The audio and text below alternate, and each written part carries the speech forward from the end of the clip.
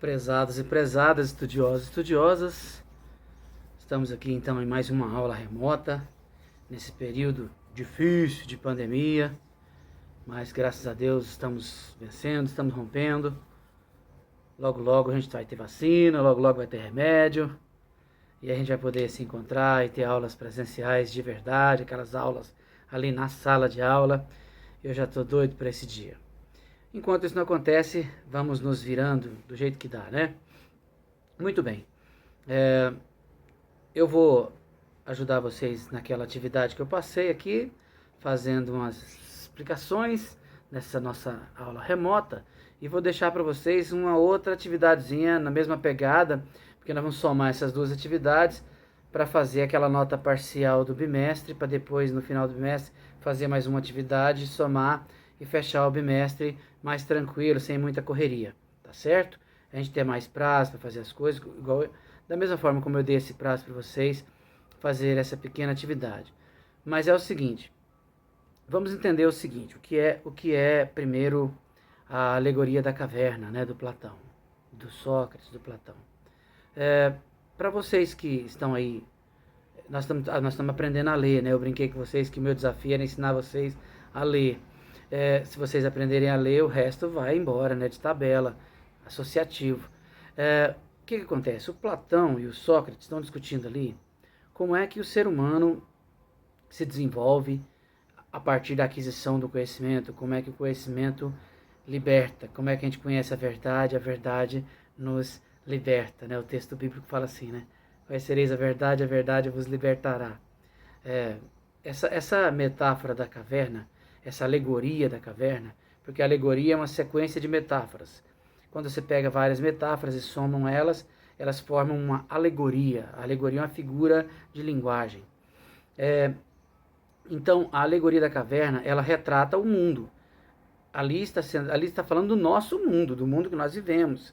É uma metáfora de como nós vivemos. Se vocês pegarem o texto que eu passei para vocês, da Marilena Chaui, da Alegoria da Caverna, ao final a Marilena Chaui faz lá umas explicações de quem é o que é a caverna, o que é aquela luz, quem são as pessoas, o que são as estatuetas.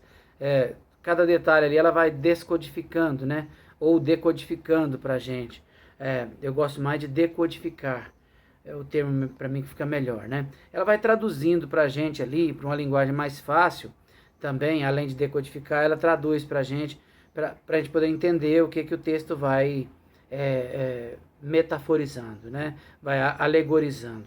Então, quando se fala em alegoria da caverna, nós estamos falando de nós, do nosso mundo. Aí, três conceitos assim, são mais centrais do ponto de vista da nossa ideia de leitura, que eu falei com vocês sobre isso, né? E na atividade a gente pede para vocês não esquecerem disso, que é a questão da escuridão, que tem a ver com a ignorância, com a falta do conhecimento, né? Ou com a inocência, mas muito mais com a falta do conhecimento ligado ao não saber, né? Ao ignorar aquilo. A luz, que é o saber, a inteligência, o conhecimento, e a semi-obscuridade, que é a treta, né? Que é o problema do texto. Semi-obscuridade pode ser traduzido do ponto de vista da metáfora, da alegoria, como alienação. O que é alienação? É eu pensar que sei algo, entender que sei algo, pensar que aquilo é a verdade sobre esse algo que sei, mas no fundo aquilo não ser bem a verdade verdadeira. Porque às vezes eu conheço aquilo pela boca dos outros, pelos olhos dos outros, pela maneira como os outros conhecem, e foi chegada até mim, né? Então não é bem uma verdade que eu conheci por conhecer essa verdade, experienciando ela, vivendo uma vida experienciada ali. Ocorre que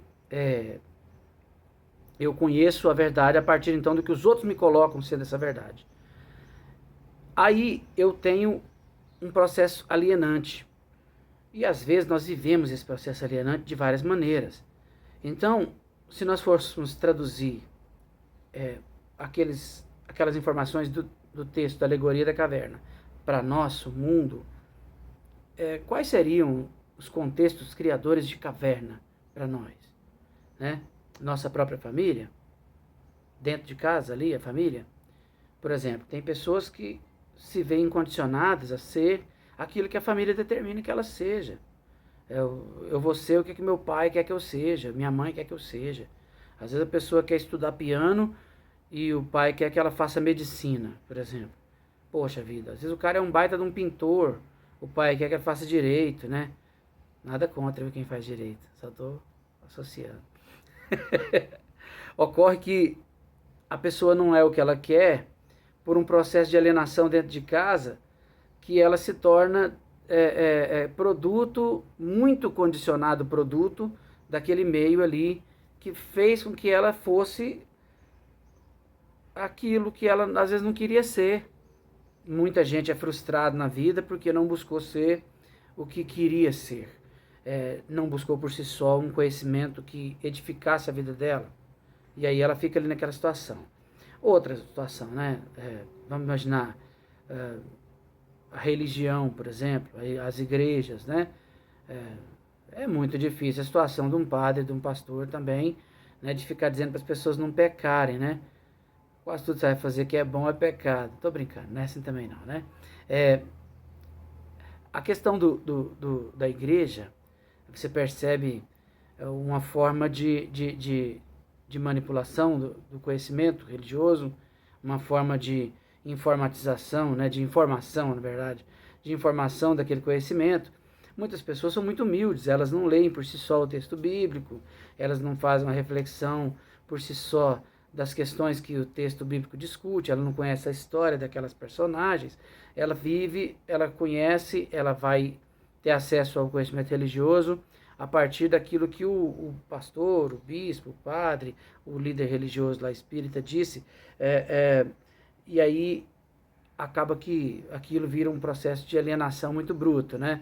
Além, é claro, dos exageros que a gente já viu noticiado aí sobre a questão da exploração dos dízimos, de ofertas, e essa coisa aí brutal que acaba arrebenta, né, a estrutura das pessoas que já não tem nada e a igreja serve como lugar para sugar ainda mais delas, né? Nada contra o dízimo e a oferta, estou dizendo desse processo de manipulação que existe, que já foi noticiado em muitos jornais, televisão, essas coisas aí. O que ocorre? A casa nossa, então, a religião, a política, por exemplo, né, o contexto político. Nós estamos vivendo agora um momento muito engraçado, né? Nós temos um presidente com muitas dificuldades de governar o país. Nitidamente, ele não tem uma racionalidade, assim, condições cognitivas mesmo, intelectuais para governar o país. E aí, como ele tem essas dificuldades, inclusive, você percebe que ele não é uma pessoa muito equilibrada, ele vai criando contextos. E ele é inteligentíssimo para outras áreas, né?